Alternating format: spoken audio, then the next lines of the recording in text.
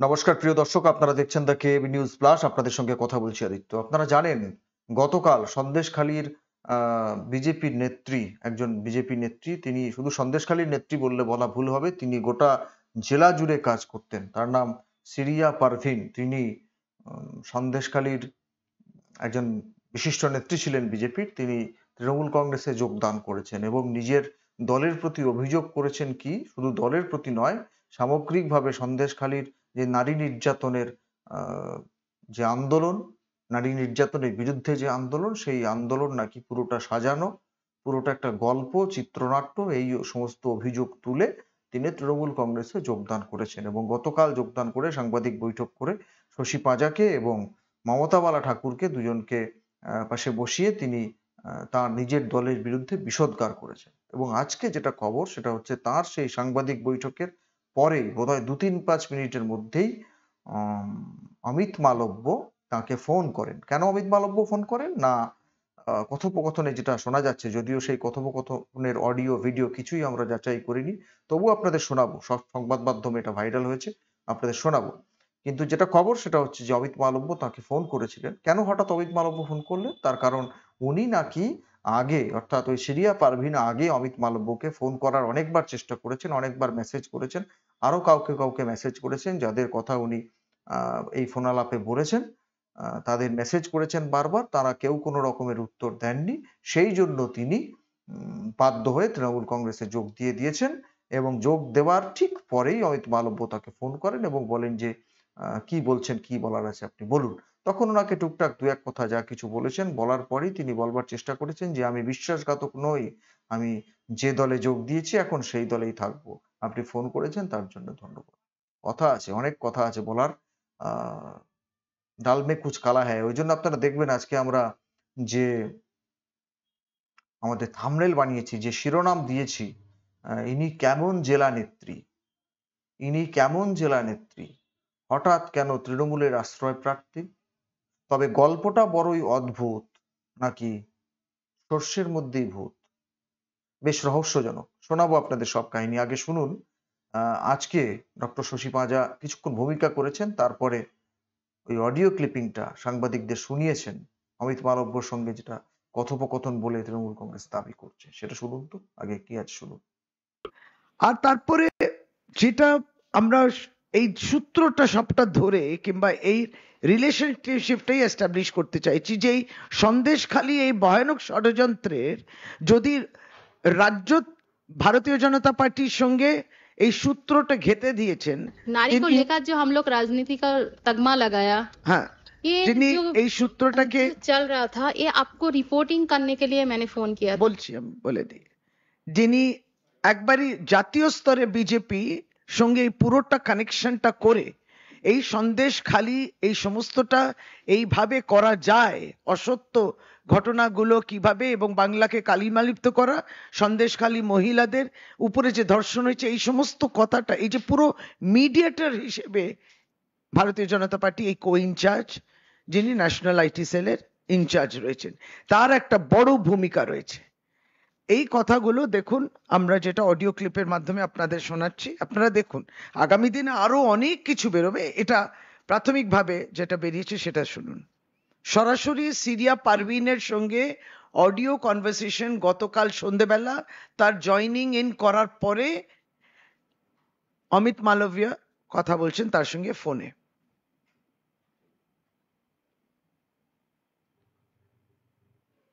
नारी को लेकर जो हम लोग राजनीति का तगमा लगाया, ये जो जो चल रहा था, ये आपको रिपोर्टिंग करने के लिए मैंने फोन किया था। आपको बार बार मैसेज किया, 10 मिनट्स 5 मिनट्स और 10 मिनट्स आपसे बात करना चाहते, उससे ज्यादा नहीं। अब कल फोन किया नहीं। बहुत दिन से डिस्ट्रिक्ट में बहुत कुछ चल रहा था। संदेशखाली में हम लोग कहते हैं ना, लोग नारी को आंदोलन में हम लोग सपोर्ट करता है।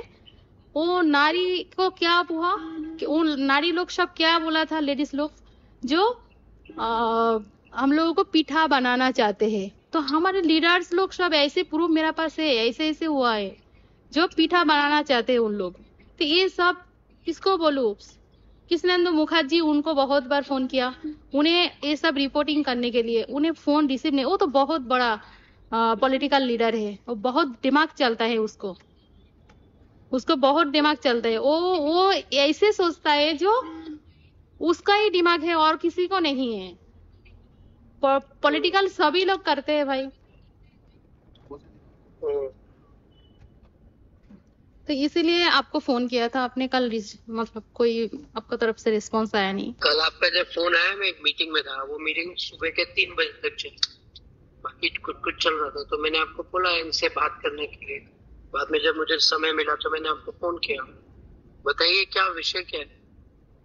विषय क्या बोलो, अभी तो मैंने वो विषय सब कुछ छोड़ दिया है।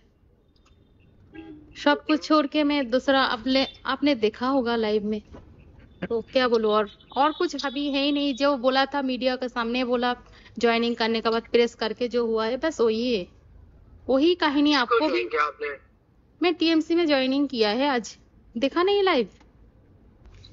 कल मैंने आपको कहा, हाँ आज ऐसे सुबह था, फिर आज भी मैं सुबह मीटिंग में था, मैंने टीवी नहीं देखा। आप मुझे बता रही हैं आपने टीएमसी ज्वाइन कर लिया है? आज ही किया है शाम को। 24 आवर्स हो गया है सर। क्या फायदा? आपको कोई 5 मिनट के लिए टाइम नहीं मिला है। पहली बात तो हम आपको एक बात बताते हैं, इतना बड़ा काम कर रहे हैं हम लोगों को रिपोर्टिंग आपको भी सुनना हक बनता है ना।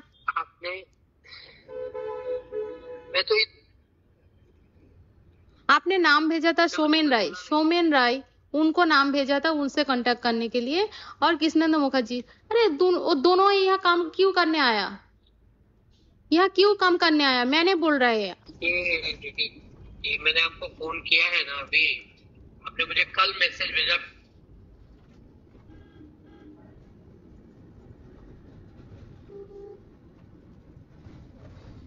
क्या कर सकते? आपको ऐसा तो नहीं लगना चाहिए ना कि मैं काफी साहब को छोड़ के आपको ही तुरंत फोन करूंगा। करना टाइम होता तो मैं कर ही देता ना। कल राष्ट्रीय अध्यक्ष यहाँ पे थे, उनके इतने सारे कार्यक्रम थे, उसके बाद मीटिंग थी, उस चीज में आपकी व्यस्त रहता है। अगर आपको आप इतना बीजेपी स्वीकार किए और 24 घंटे नहीं रुक सकते तो क्या फायदा? मैं भी आता ही ना, बशीर तब मुझसे मिल लेती आप। पर आपने टीएमसी क्यों ज्वाइन किया मुझे समझ में नहीं आया। खैर छोड़िए, आपने टीएमसी ज्वाइन किया, मैं आज आपको बोलता हूँ कुछ नहीं, आप बस आने का व्यवस्था करूंगा। हेलो, हाँ जी, क्या आवाज टूट रहा है, बताइए। देखिए मुझे ये बोलना है कि आपने इतना जल्दबाजी में निर्णय किया, मैं क्या उस पर बोल सकता हूँ। लेकिन अगर आपको टीएमसी नहीं जाना है, आपका बीजेपी में ही रहना है, आपने मन से स्वीकार किया है, तो आप वापस कल ज्वाइन करिए। मैं आऊंगा, मुझे बताइए क्या विषय है, जो भी विषय ठीक करेंगे। ये कोई 7 दिन का चुनाव के बाद में सब कुछ बदल थोड़ी जाने वाला है। आगे भी चुनाव होंगे, बहुत सारे चुनाव होंगे, और मैं यहाँ पे जिस तरीके से उनका पार्टी चलता है, जिस तरह से वो चीजें करते हैं, वो यहाँ पे सर्वाइव करने वाले नहीं है। लेकिन टीएमसी ज्वाइन करेंगे तो मैं क्या समझूं, उसको बताइए। मुझे इतना विश्वासघातक मैंने नहीं हूँ। आज टीएमसी में ज्वाइनिंग किया, आप मेरा जितना भी फैसिलिटी मुझे मिले मैं एक्सेप्ट और नहीं करेगा, यहाँ ही रहेगा, और आगे देखते हैं क्या करते हैं। थैंक यू, आपने फोन किया।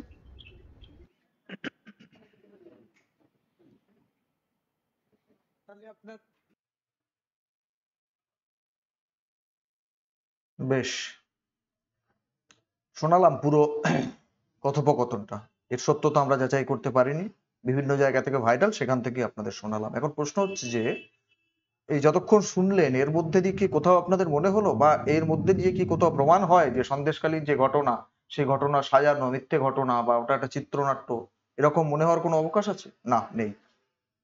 এই ভদ্র মহিলা বিজেপির নেত্রী, তিনি জেলা স্তরের নেত্রী। তিনি গতকাল বলেছিলেন যে আমি 16 সাল থেকে বিজেপি জয়েন করেছি এবং 18 সাল থেকে জেলা জুড়ে অ্যাক্টিভ ভাবে কাজ করছি। এখন তিনি বিজেপির নেত্রী, তিনি অমিত মালব্যকে এসএমএস করেছিলেন। উনি গোটা দেশের বিজেপির আইটি সেলের প্রধান এবং এ রাজ্যের কো ইনচার্জ। তিনি ফোন করেছিলেন এবং ফোন করেননি, মেসেজ করেছিলেন। 5 মিনিট টাইম হয়তো চেয়েছিলেন, 10 মিনিট টাইম চেয়েছিলেন। অমিত মালব্য বললেন উনি ব্যস্ত ছিলেন এবং একটা মিটিং এ ছিলেন, ভোট 3টে পর্যন্ত সেই মিটিং চলেছে এবং উনি দুজনের কথা বলে দিয়েছিলেন তাকে, যাদের নাম সৌমেন রায় এবং কৃষ্ণেন্দু মুখার্জি, বলেছিলেন ওদের সাথে কথা বলুন। জানি না ওদের সাথে কথা বলেছেন কিনা উনি। এবং অমিত মালব্য তিনি আজকেই সময় পেয়ে ওই ভদ্রমহিলাকে ফোন করে, আজকে নয় মানে গতকাল লাইভের পরেই ফোন করেছেন। উনি কি অন্যায় করেছেন? কি অন্যায় করেছেন? উনি বলেছেন যে ব্যস্ত আছি বা কিছু একটা, ওনাদের সাথে কথা বলুন। ওনাদের সাথে কথা বলেছেন কিনা জানি না। আর উনি সময় পেয়েই ফোন করেছেন এবং ফোন করেই উনি শুনতে পাচ্ছেন ওই নেত্রী বলছেন যে, "আপনার ৫ মিনিট সময় ছিল না? আ আমি এখন তৃণমূলে যোগ দিয়ে দিয়েছি। আপনি এখন আমাকে ফোন করেছেন। আপনি যাই বলুন আমি আর বিশ্বাসঘাতক হতে পারব না। আমি যে দলে এসেছি সেই দলেই থাকব।" বিশ্বাসঘাতক কোট আনকোট। প্রশ্ন হচ্ছে যে নেত্রী ১৬ সাল থেকে বিজেপিতে রয়েছেন, ১৮ সাল থেকে জেলা জুড়ে কাজ করছেন, তিনি সন্দেশখালির প্রকৃত ঘটনা কি সেটা জানতেন না? সেটা রঙিন চিত্রনাট্য নাকি সত্যি, সত্যি সেখানে ঘটনাগুলো ঘটছিল, সেগুলো উনি জানতেন না? শাহজাহান শেখ, উত্তম হাজরা, উত্তম কি শিবু হাজরা, এদের যে গ্রেপ্তার করা হয়েছিল, আ রাজ্যের সরকার আ তারা যে জমিগুলো ফেরত দিল, সেগুলো সব মিথ্যে ঘটনা। কোনটা সত্যি নয়। উনিও তো আন্দোলনে বেশ কিছুদিন শামিল হয়েছিলেন, ওদের পাশে গিয়ে দাঁড়িয়েছিলেন। না জেনেই দাঁড়িয়েছিলেন। কেমন জেলার নেত্রী, কেমন জেলা স্তরের নেত্রী। সুকান্ত মজুমদার যেদিন পড়ে গিয়ে আহত হলেন গাড়ির বনেট থেকে, উনিও ছিলেন, গাড়ির বনেটের উপর ওনাকেও দেখা গেছিল নাকি। সব মিথ্যে ছিল। কেমন জেলার নেত্রী আমি জানি না। আর ওই জন্যই বললাম যে হঠাৎ কেন তৃণমূলের আশ্রয় প্রার্থী? আ এই যে কথোপকথনটা শোনালাম আপনাদের, এর মধ্যে দিয়ে তো কোথাও প্রমাণ হলো না যে সন্দেশখালির ঘটনা কোনো কনস্পিরেসি, কোনো সাজানো ঘটনা না, এসব কথা কিন্তু প্রমাণ হলো না। অমিত মালব্য পরিষ্কার বলছেন যে আপনি যদি এই কয়েকটা ঘন্টা অপেক্ষা করতে না পারেন, আমি আপনাকে দুজনের সাথে যোগাযোগ করতে বলেছিলাম, আমি সময় পাচ্ছি না বলে। আমি সময় পেয়েই ফোন করলাম। তার মধ্যে আপনি তৃণমূলে যোগ দিয়ে দিলেন। আপনি কেমন নেত্রী? আপনি কেমন নেত্রী? বিজেপির প্রতি আপনার কেমন? এইজন্যই বলেছি যে এগুলোই কি কার্যত সর্ষের মধ্যে ভূত ছিল বিজেপির? এবং যে কারণেই ওই আম যে ভাইরাল ভিডিও বলে যেগুলোকে দেখানো হচ্ছে বা ভাইরাল অডিও বলে যেগুলোকে ফাঁস করানো হচ্ছে, দেখুন কিছু মনে করবেন না। উনি যে এই ফোন কলটাকে ভাইরাল করবেন, এটা বোধহয় মনে, মনে উনি ঠিকই করে নিয়েছিলেন এবং ১ম থেকেই কলটাকে, হ্যাঁ, কি বলছেন, কি বলছেন? শোনা যাচ্ছে না। আরেকবার বলুন, আরেকবার বলুন। শেষ দিকে বলবার চেষ্টা করলেন। তো বোঝা যাচ্ছিল যে এটাকে ভাইরাল করবার একটা মানসিকতা নিয়েই উনি রেকর্ডিং করছেন। সে করতেই পারেন, অসুবিধা কিছু নেই। কিন্তু অমিত মালব্য কিন্তু অন্যায় কিছু বলেননি। উনি ওনার দলের নেত্রী ছিলেন। বলছেন, "আপনি যদি ফিরে আসতে চান তাহলে আসুন, আমি যাব বসিরহাটে। আপনি যা বলার আমাকে বলবেন।" কিন্তু আপনি ২৪ ঘন্টাও সহ্য করতে না পেরে, কয়েক ঘন্টা সহ্য করতে না পেরে আপনি তৃণমূল কংগ্রেসে যদি যোগ দিয়ে দেন, তাহলে আপনি কিরকম বিজেপির নেত্রী, কিরকম বিজেপি করেন, দেশের প্রতি কিরকম ভালোবাসা, এটা বোঝা যাচ্ছে। আর যদি বলেন যে তৃণমূল কংগ্রেসে যোগদান, ও তো যোগদান করতে গেলে সবাই বলে এতক্ষণ যা, যা দেখেছেন সেগুলো মিথ্যে কথা। আ ওই উন্নয়নে শামিল হওয়ার গল্পটা আগে আসতো। উন্নয়নে শামিল এখন আর শোনা যায় না। বরং এখন ওই মেয়েদের উপর অত্যাচার যা, যা হয়েছে সেগুলো নাকি সব মিথ্যা।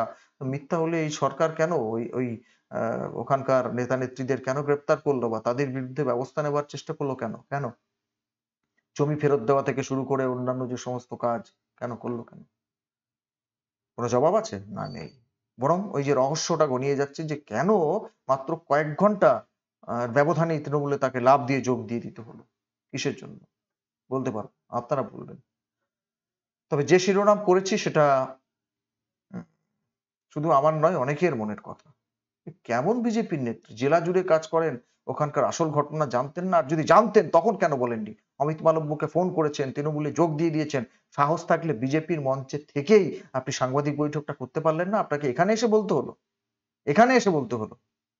তার মানে কারো কিছু জানতে বাকি আছে? পরিষ্কার পরিচ্ছন্ন বুঝতে কারো বাকি আছে? নাকি আপনি ভেবেছিলেন যে রেখা পাত্র টিকিটটা না পেয়ে আপনি শিরিয়া পারভীন, আপনার কপালে পদ্ম ফুলের আ টিকিটটা জুটবে বসিরহাটে, এরকম কিছু ভাবনা চিন্তা ছিল নাকি? জানি না, বলতে পারব না। কিসের বিনিময়ে? হঠাৎ করে যোগ দিয়ে দিলেন শুধু মেয়েদের পাশে দাঁড়াবেন বলেই? ওখানে তো মেয়েদের পাশে ছিলেন। নারীদের অত্যাচারী নারীদের পাশেই ছিলেন। তাদের হয়ে আন্দোলন করছিলেন। হঠাৎ এসে বললেন যে, "না, ওগুলো সব মিথ্যে ছিল। ওগুলো কিছু সত্য ছিল না। আমি এখন সত্যি, সত্যি আন্দোলনের পাশে দাঁড়াবো বলে আ ওই মিথ্যেটাকে সব ফাঁস করে দেব বলে আমি এই দলে যোগ দিলাম।" কিসের জন্য? রেখাপাত্র না হয়ে টিকিটটা শিরিয়া পাবেন বলে আশা করেছিলেন মনে, মনে? আশাভঙ্গ হয়েছে? না হলে অমিত মালব্য গোটা দেশের দায়িত্বে রয়েছেন আইটি সেলের। তাকে ফোন করে আপনি কয়েক ঘন্টা অপেক্ষা করতে পারলেন না? তিনি তো তার বার্তাবাহক হিসেবে তার সঙ্গে যোগাযোগ করতে না পারলেও যে দুজনের কথা বলেছিলেন তাদের সঙ্গে আপনি যোগাযোগ তো করেছেন কিনা বোঝা গেল না। উনি বললেন যে পলিটিক্স উনি একাই বোঝেন না, আমরা সবাই বুঝি। হ্যাঁ, পলিটিক্সটা আপনি বুঝেছেন। আন্দোলন নিয়ে কোনো গল্প নেই। ওটা একটা বাইপাস করা কথা। ওটা মুখ রক্ষা করতে বলছেন তাই। পলিটিক্সটা আপনি বোঝেন। পলিটিক্সটা আপনি বোঝেন। সেই জন্যই ওই কালকে এসে পতাকা ধরে ওই কথাগুলো আপনাকে বলতে হয়েছে। এবং সত্যি কথা যে প্রেস মিট করার অভ্যেস নেই আপনার। সেই জন্য কম সময়ের মধ্যে যতটুকু বলতে পেরেছেন আরকি, সেইভাবে বলেছেন, বলার চেষ্টা করেছেন। ধরা পড়ে যাচ্ছে অনেক কিছু। প্রিয় দর্শক কি বলবেন আপনারা? যে প্রশ্নগুলো তুললাম, আপনাদের কাছে উত্তর থাকলে দেবেন, চেষ্টা করবেন দেবার।